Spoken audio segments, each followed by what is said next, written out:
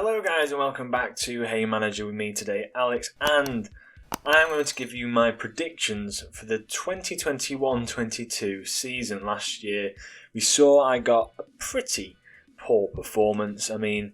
Overall we're looking at me getting a differential of 70 throughout the whole 20 sides, which isn't fantastic. It's about 3.2, isn't it? Around about 3 places out per position, which is not what you want. I didn't do fantastically well. I'll probably put that video as a card up in that corner now. But today, I'm going to do the predictions this year, and hopefully this year, I'll be a bit spot on. But I think I've got a few outlandish type of predictions. So, starting from the bottom, I think it's very obvious. This finished their last time in the Premier League. They've lost probably their best player to Aston Villa, and it is Norwich. Norwich finishing bottom of the league for me. I don't think they're going to pick up that many points. It's going to be another rerun of the season where they came up. But I think they were a bit more promising then. They had a very young Buendia. They had Todd Cantwell, who's also very young. Pukki was on fire, but no one really to back him up. Max Aarons was a standout player in defence, but no one else to really partner him. I think Norwich, they're just going to be a pretty mature side, and we're going to see players such as Cantwell, Max Aarons, who else? I think Pukki as well. Just to highlight how great they are in this side, and then the rest of them, I don't mean to discredit them, but they aren't really Premier League standard players, so they might dominate the Championship, but for me, Norwich, it's just too much of a step for them to come into the Premier League with the type of football they play as well. It's not really anything different. Going up to the 19th position now, and I think their time has come now. And I don't like saying this because I absolutely adore Sean Dyche. And by that, I think it's Burnley. Burnley have not invested this year one bit. Chris Wood is probably an outstanding player for them. They managed to get that 1-0 win against Liverpool to end their home run, which was nearly a record. But now Burnley, for me, the time has come for them to go. They just haven't got it anymore. The spark they had, I think this is probably their last season.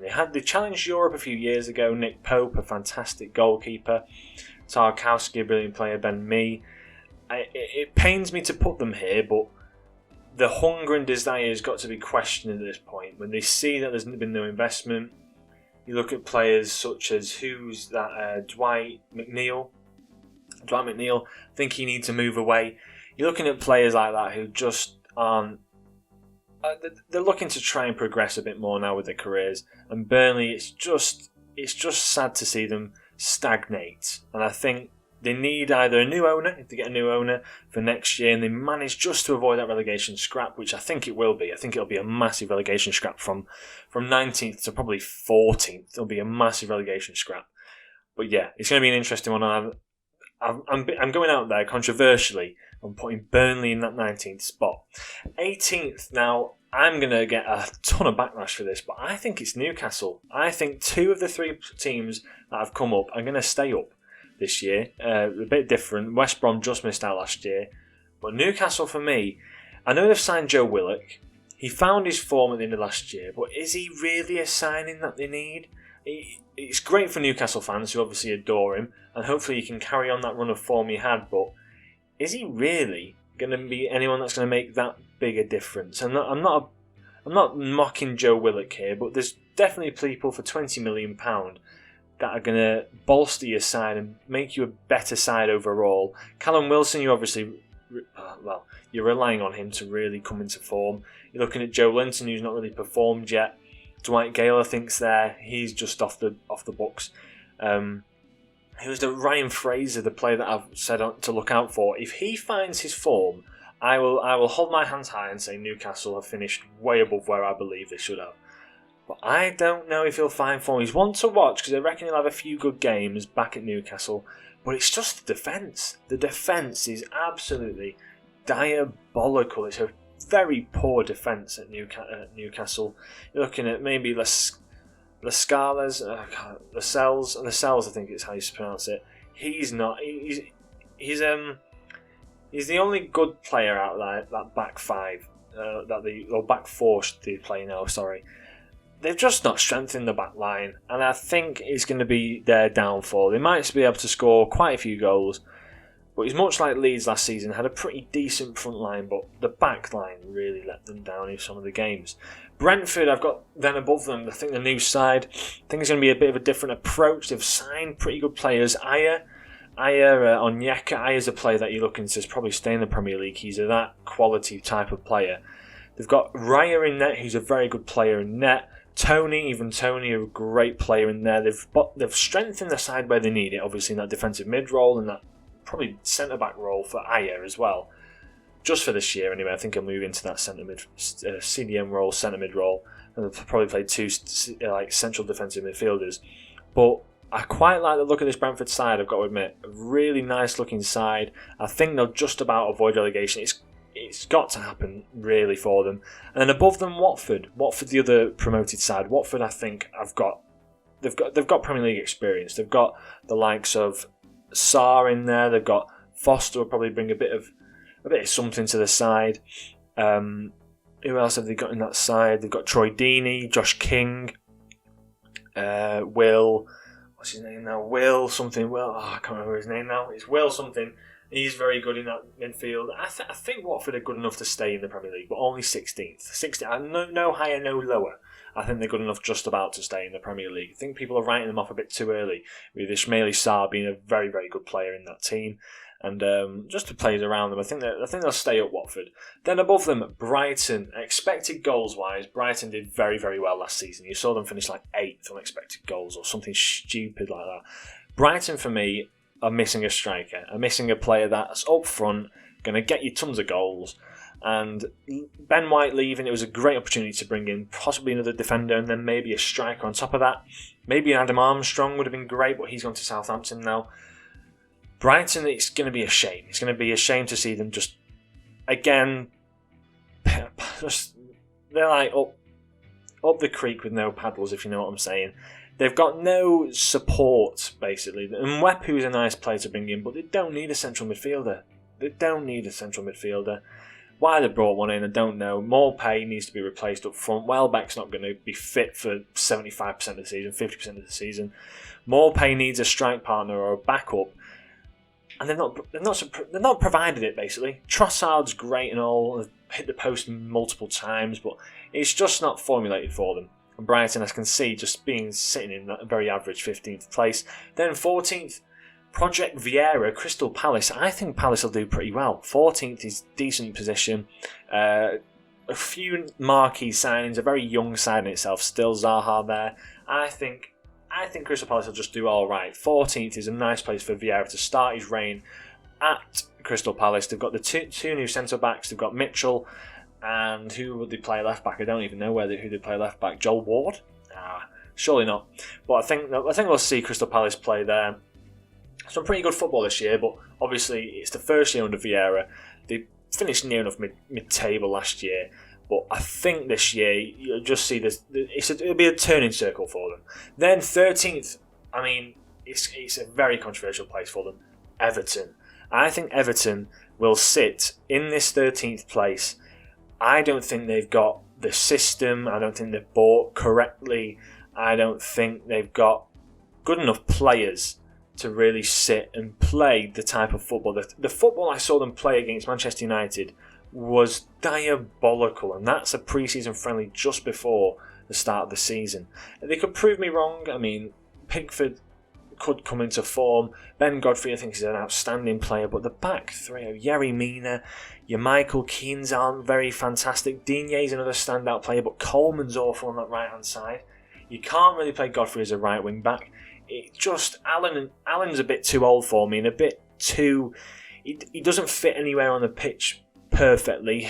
James Rodriguez, he wanted to play with Ancelotti. He's now gone, so his heart's out of it. Richarlison's coming off a fantastic Copa America and Olympics as well. So I think he'll do well. And then Calvert-Lewin's obviously going to get you 14 goals, 15 goals a season. But I don't think Everton are up for much cop. So 13th is where they sit for me. A very average 12th place for Leeds. I think Leeds are a good side, but I can't see them getting anywhere close. to the top, to position where they were last season, just below, basically a mid-table side now. They've not invested again, so it'll be interesting to see what happens there. Southampton, I put them in 11th.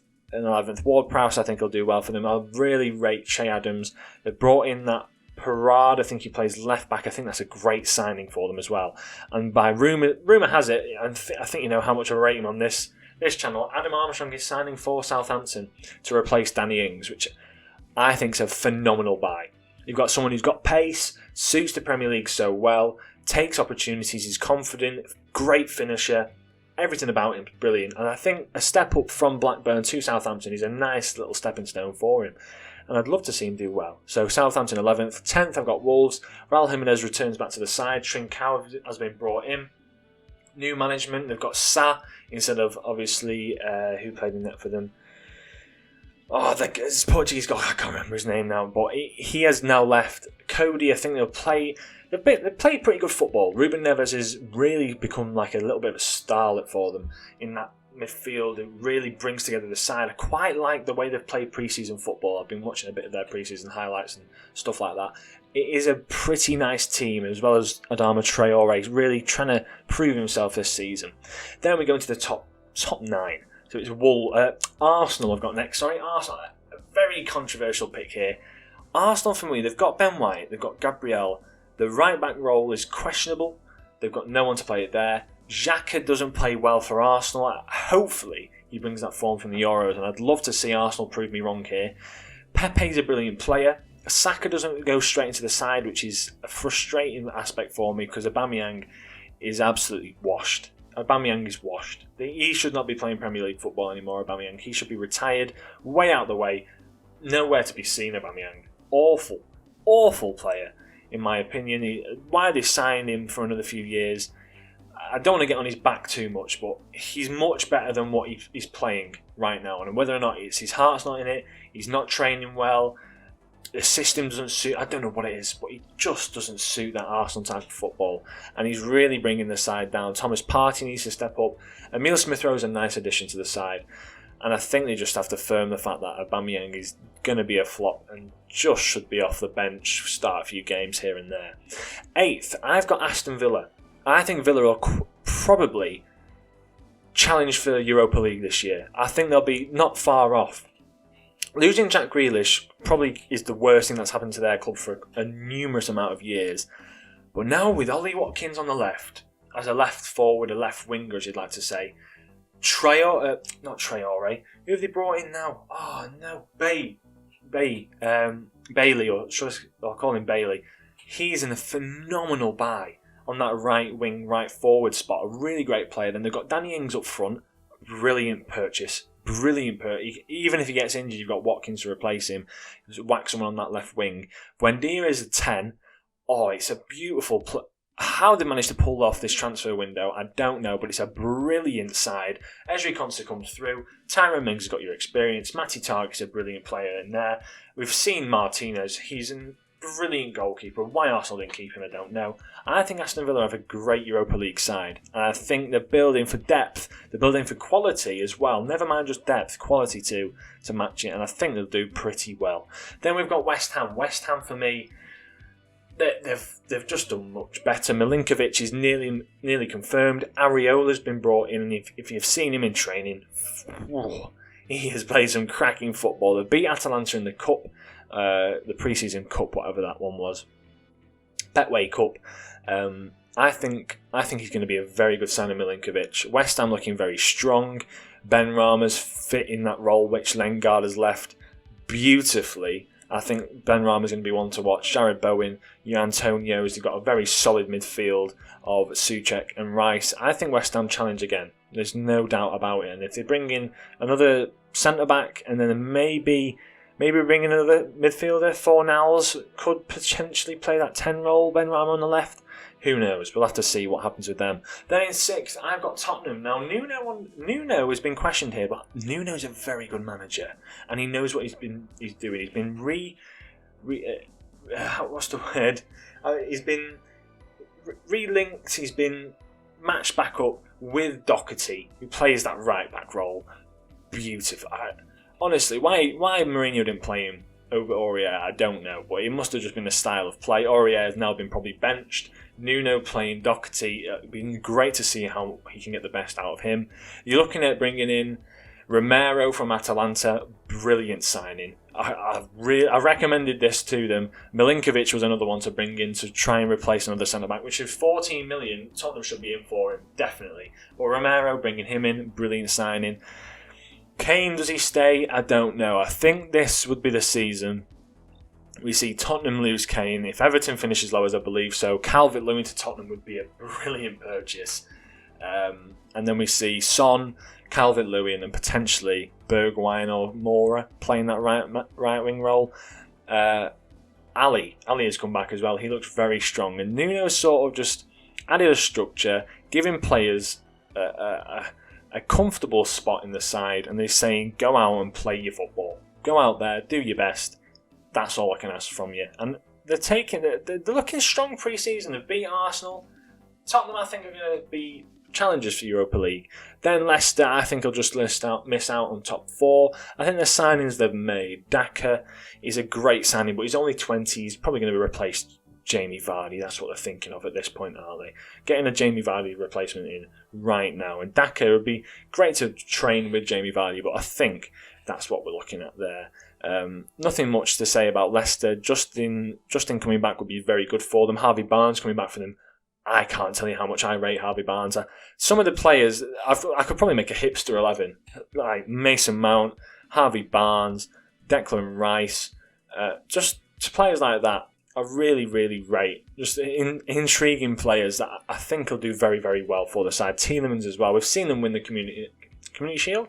Yeah, Charity Shield. We've seen them win that. So they're back to winning ways. They're still the same Leicester they are. And Brendan Rodgers is a very good manager. Then, for the top 4, so we have left quite a few nice players and teams in the same regard. Liverpool are in 4th for me. Liverpool, I don't think they've got it anymore. I don't think they have. They've lost Wijnaldum. Van Dijk comes back after a very bad injury, which I think he's got the smart. He's a great positional player. He had his pace, but that's going to be lessened with the injury. But that's no problem at all. They've brought in Konate, who I think is he's a Joe Gomez, but more regularly fit. I think they've lost out Robertson for a few matches through injury just from the pre-season friendly they've played. Alexander-Arnold back. Alisson signed a deal. Fabinho signed a deal. I like the players they've brought in. Minamino is staying. Harvey Elliott, a player I adore. I think if he gets regular minutes, Harvey Elliott is going to really strut his stuff. But Mo Salah and Mane, they're just going to take the league by storm. Mane, a player I think you should look out for as well. I think he's back for redemption this season after having a pretty unfortunate year last year. So I think Mane will be back. But I don't think they've got the firepower to beat the top 3. Then Chelsea. I've got Chelsea in this top 3. Under Frank Lampard, they had a pretty good season. They're looking to maybe strengthen, get another centre-back in. It's looking like they're trying to get Koundé in. I don't know if that'll happen. Marcos Alonso is aging on that left-hand side now. I don't think they've got anyone really to replace him. That's the only option. I can't really think who would play on that side. No one I can think of the top of my head. Reece James is a player that I do rate very highly as well. Quite like Reece James. Azpilicueta is aging too. Thiago Silva aging. You're looking at Rudiger and Christensen maybe coming in. Christensen has played very well in the back 3. But Rudiger, Christensen, maybe another centre-back they need to bring in. But the strike force, Lukaku, Werner, Havertz, Mount, Pulisic, Ziyech. They're fantastic players. Fantastic players. They're going to be a problem, Chelsea, but Kante as well. I think Kante is going to be fantastic this year, and I think it could lead him to a title. It could lead him to a title. But I think personally, it's a team full of individuals. You've got Werner, who I know expressed himself last year as being a very supportive player, and Mount a very supportive player, but Lukaku for me is a very individual player. I think you look at Jorginho being a very individual player, just doing his own role, not really coming together as a team, but just sitting there doing his own little thing. I think you look at Havertz, he's a very individual player. It's whether or not we can see them all come together and link and play in the roles they need to play. Because Havertz is not a 10 naturally. I think Havertz plays very much that attacking false 9 type of role, which is a striker. I think he plays as a striker. And with Lukaku coming in, Havertz dropping deeper, does he have the ability to play in behind him? It's going to be interesting to see how Chelsea line up this year. Whether or not it's a back 4, introducing Kante and Jorginho as a pivot with Havertz, Mounts. I don't know how they play. It's going to be weird for Chelsea, which is why I put them in a very safe 3rd spot. 2nd, and I'm going to change this last minute. 2nd, I've got Manchester City. You're going to call this bias, but I think Manchester City, Chelsea beat them just about last year in the Champions League final. Manchester City have brought in Jack Grealish. They've not strengthened where they need it in a striker. Doesn't look like Harry Kane's moving this year.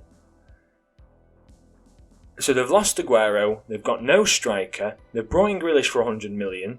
They're looking to offload Bernardo Silva, who's now unsettled. They're looking to offload Mahrez, perhaps, who might... I don't think he'll be unsettled, Mahrez. He's just quality. Who else are we looking at here? Oh, Foden. Foden can play very good football, but then you've got Jesus up front. Is he reliable enough? We've seen De Bruyne over the last few years be absolutely world class, but he only plays 2/3 of a season. He has been cursed with this injury, which has now ruled him out of the Community Shield. Will it rule him out for the first 2 weeks of the Premier League? Will it rule him out for potentially this ankle injury that he's got, which is a recurring one, for the next few months, maybe? It's sad to see De Bruyne, who's obviously a brilliant player, just struggling. And Rodri, a fantastic player. Fernandinho, a player that is aging. But the defence is solid. You've got Ederson in there, Diaz, Laporte, Stones, the 3 centre-backs on rotation. You've got João Cancelo. Mendy's nowhere near good enough. Nowhere near good enough for that side. Walker, after a very strong Euros, I think starts every week if he can. What a player he is. So we might see Cancelo going out on the left. I can't think what else really. I just don't think City have a striker that can win them the league. Manchester United have made, who are now third, I'll just put them in Champions position at the moment. I think it's going to be a very tight battle between that City, United, Chelsea. United have bought the players that win them that game against Brentford, that game against Sheffield United they lost or drew. That game against Crystal Palace they lost. That game against who did they lose to? Oh, they lost to someone else as well. They drew or lost to someone else. I think it wins them those pivotal 9-7 points they lost, which then catches up to City, and they challenge towards the end of the season. End of the season, they just fell off Manchester United. But they've bought players in. They've got Lingard back, who's a great backup to Bruno. They've got Rashford, who's going to be fit. 2 months of the season, he's gone. You see Martial maybe fill that role. Dan James can play on his favoured left side, where we've seen him play from pretty nice balls in. Cavani will be on the end of them. Cavani and Greenwood up front. Greenwood's been phenomenal pre-season as well. Sancho coming in. That's an additional 10 goals, 15 assists a year. Where that attributes to, I don't know. You've seen Pogba come in. They've played a nice midfield of Van der Beek and Matic as a pivot. I mean, it opens up a realm of possibilities for this side to be fantastic. Luke Shaw, Varane, Maguire, even Maguire Lindelof looked pretty sharp last time round.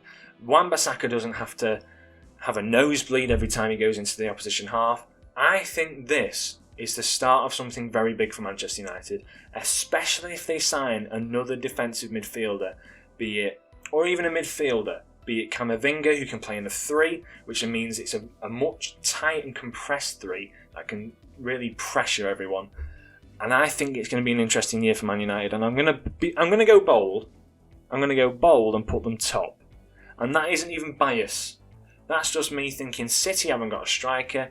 It's me thinking Chelsea need a centre-back. And I don't think they're going to be successful playing a back four because Tuchel can't play a back four formation.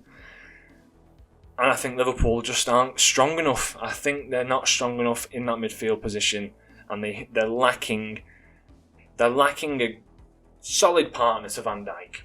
I think United are going to get top. That's what I'm going to go for. So that's my overall choice there. So it's Manchester United, City, Chelsea, Liverpool, Leicester, Tottenham, West Ham to finish the Europe positions.